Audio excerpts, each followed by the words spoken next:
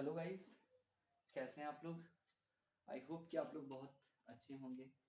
सर्दियों की शुरुआत हो चुकी है, ठंड का मौसम आ चुका है। जरूरी है कि आप अपना केयर करें, अच्छे से रहें, स्वस्थ रहें, मस्त रहें। तो स्टार्ट करते हैं आज के सेशन को। आज का सेशन है हमारा कॉन्स्टिट्यूशन चल रहा था। कॉन्स्टिट्यूशन में हमने लास्ट पार्ट संविधान सभा कवर कर लिया था। जैसा कि आपको पता है, रेगुलर बेसिस पे आपको क्लासेस दिया जा रहा है। अब बस क्लासेस को शेयर कीजिए, देखिए, नोट्स बनाइए और इसका फायदा उठाते रहिए। तो लेट अस स्टार्ट। आज हम लोग जो स्टार्ट करने वाले हैं वो है प्रियम्बल, यानी कि संविधान की प्रस्तावना। इसे प्रियम्बल या संविधान का सार या उद्देश्य के नाम से भी जानते हैं। तो भाई, प्रस्तावना को किस किस नाम से जानता है, तो इसको जानने के लिए आप जान लीजिए, इसे इंग्लिश में प्रियम्बल या संविधान का सार हिंदी में कहा जाता है। पूरे संविधान को तो आप नहीं पढ़ सकते, अगर आपके पास समय है तो जरूर पढ़िए, परंतु आपका संविधान क्या कहता है, मेन तौर पर आपका संविधान कहना क्या चाह रहा है, इस बात को अगर आप इन शॉर्ट वे में जानना चाहते हैं, बस इंट्रोडक्टरी फॉर्म में जानना चाहते हैं, किसी व्यक्ति का इंट्रोडक्शन जैसे लेते हैं, तो आप संविधान के इंट्रोडक्शन को जानने के लिए जस्ट इसके प्रियम्बल को पढ़कर एक बेसिक आइडिया लगा सकते हैं कि भाई संविधान का प्रस्तावना क्या कहना चाह रहा है, कि हमारा संविधान है कैसा, ये किस प्रकार से चलता है, क्या इसकी मान्यताएं हैं, किस प्रकार से ये बिहेव करता है, एटसेट्रा। राइट। तो यहाँ पे परिभाषा क्या कहते हैं, अगर संविधान की परिभाषा कहें, प्रस्तावना जो है उसका परिभाषा भाग ऑस्ट्रेलिया से और उसका व्यवहारिक रूप अमेरिका से लिया गया है। यानी कि संविधान की जो शुरुआत होती है प्रस्तावना की, हम भारत के लोग भारत को एक संपूर्ण प्रभुत्व संपन्न समाजवादी पंथ निरपेक्ष एटसेट्रा ब्ला ब्ला ब्ला, ये जो होता है ना स्टार्ट, ये कहाँ से लिया गया, ये मॉडल लिया गया है कहाँ से, बिल्कुल ये मॉडल लिया गया अमेरिका से। इसको थोड़ा सा ध्यान में रखिएगा। आगे है संविधान।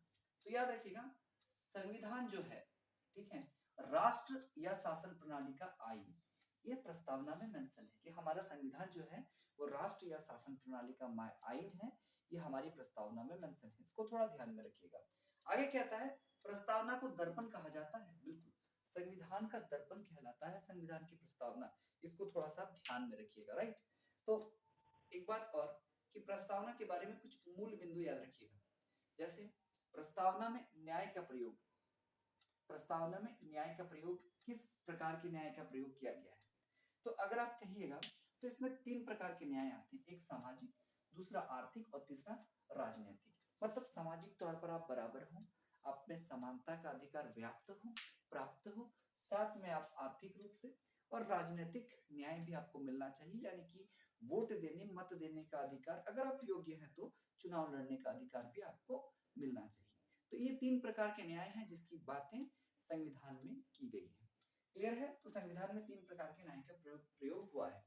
प्रस्तावना को संविधान का भाग माना जाता है, यह संविधान का दर्पण है, ये के एम मुंशी का कहना है। के एम मुंशी प्रस्तावना को संविधान का भाग मानते हैं और कहते हैं भाई कि यह संविधान का दर्पण है। इस बात को थोड़ा सा आप ध्यान में रखिएगा। आगे कहता है कि 42वां संविधान संशोधन इंपॉर्टेंट है, ये 1976 में हुआ था। क्यों? क्योंकि इसी से पहली बार और आखिरी बार भी कहिए अभी तक के लिए संविधान की प्रस्तावना में संशोधन हुआ, और ये संविधान संशोधन इतना बड़ा था कि इसे मिनी कॉन्स्टिट्यूशन यानी कि लघु संविधान भी कहा जाता है। तो 42वां संविधान संशोधन, प्रस्तावना में तीन शब्द जोड़ा गया, याद रखिएगा, समाजवादी, पंथ निरपेक्ष और अखंडता। 42वां संविधान संशोधन इंपॉर्टेंट है, इसमें तीन वर्ड्स जोड़े जाते हैं, क्या क्या, तो समाजवाद, पंथ निरपेक्ष और अखंडता। याद रखिएगा। कुछ इंपॉर्टेंट डेट्स को नोट कर लेते हैं, बहुत इंपॉर्टेंट है, जिसके बारे में रेगुलरली क्वेश्चंस आपसे पूछ लिए जाते हैं। पहला डेट है 22 जुलाई 1947, तिरंगा को स्वीकार किया गया राष्ट्रीय झंडे के रूप में, संविधान सभा ने इसे स्वीकार कर लिया था।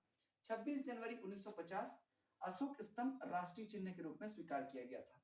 24 जनवरी 1950, जस्ट इसके दो दिन पहले क्या किया गया था कि भाई जन गण मन को राष्ट्रीय गान और वंदे मातरम को राष्ट्रीय गीत स्वीकार कर लिया गया था। 14 सितंबर 1949 एक इंपॉर्टेंट डेट है, भाषा हिंदी को और लिपि देवनागरी को राजभाषा के रूप में दर्जा प्राप्त हुआ।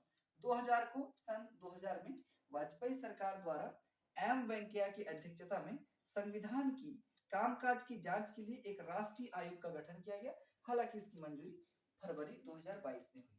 तो इस प्रकार से जान लीजिए, हमने इंपॉर्टेंट डेट्स को पढ़ लिया है और भारत का वर्णन हमारे संविधान में Bharat, India that Bharat, Bharat that Bharat के रूप में किया गया है।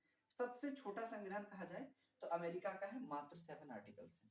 तो आज का क्लास थोड़ा छोटा था, ब्रीफ था, क्योंकि मैं 2 दिन वीडियो नहीं दे पाया था, रीजन कुछ थे पर्सनल्स, जिसके कारण मैं वीडियो नहीं दे पाया था। पर आपको रेगुलर बेसिस पर ऐसे वीडियो मिलेगा। बने रहिए हमारे चैनल के साथ, लगातार पढ़ते रहिए, अच्छे कंसेप्ट डेवलप कीजिए, और पढ़ते पढ़ते देखिएगा आपका सारा कोर्स भी कंप्लीट हो गया, और इवन आप एग्जाम्स में अच्छा बेटर करके भी आ रहे हैं। तो आगे सभी क्लासेस कंटिन्यू करवाए जाएंगे। थोड़ा सा टाइम लग रहा है शेड्यूल को करने में, थोड़ा सपोर्ट आपका रहेगा, और बाकी मेहनत मेरा रहेगा। हम लोग फटाक से कुछ अच्छा काम करके रखेंगे। चलिए स्टार्ट करते हैं। नेक्स्ट क्लास का वेट करिए, और अगले क्लास में आपको इससे भी बेहतर ढंग से क्लासेस प्रोवाइड करने का दिया जाएगा, कोशिश किया जाएगा। चलिए, थैंक यू।